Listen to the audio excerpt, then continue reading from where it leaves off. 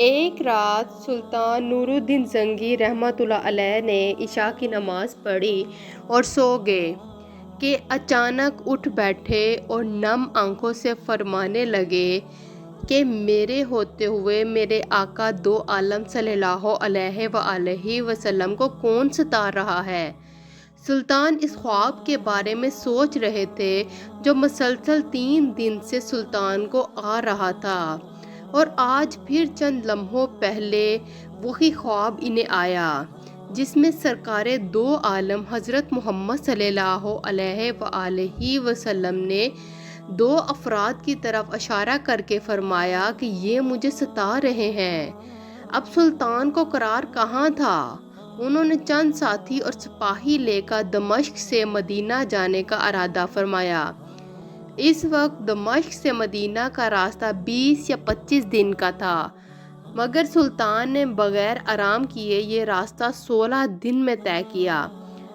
مدینہ پہنچ کر آپ نے مدینہ آنے اور جانے کے تمام راستے بند کروائے اور تمام خاص و عام کو اپنے ساتھ کھانے پر بلایا۔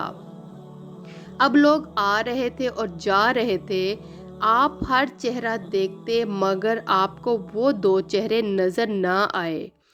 اب سلطان کو فکر لاحق ہوا اور آپ نے مدینہ کے حاکم سے فرمایا، کیا کوئی ایسا ہے جو اس دعوت میں شریک نہیں؟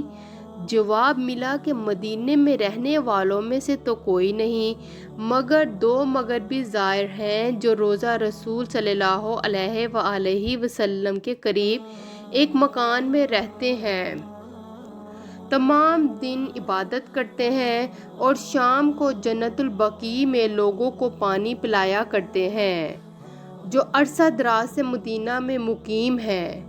سلطان نے ان سے ملنے کی خواہش ظاہر کی۔ دونوں زائر اپنے آپ کو بہت عبادت گزار ظاہر کرتے تھے۔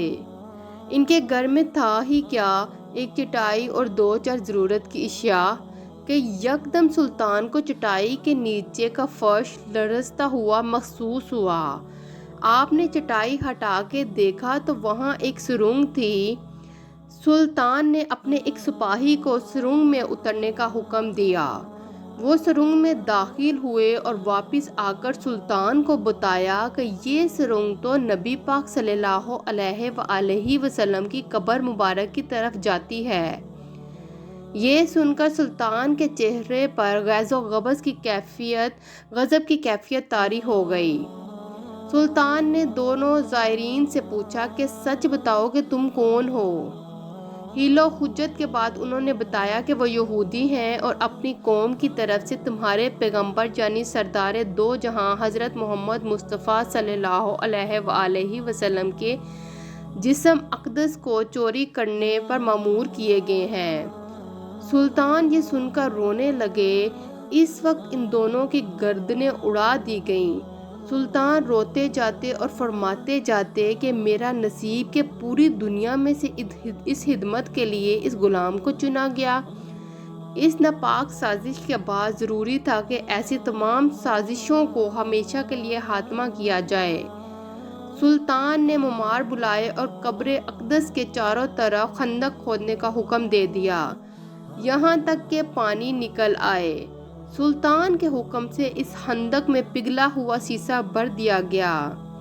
بعض کے نزدیک سلطان کو سرنگ میں داخل ہو کر قبر انور پر حاضر ہو کر قدمین شریفین کو چومنے کی سعادت بھی نصیب ہوئی۔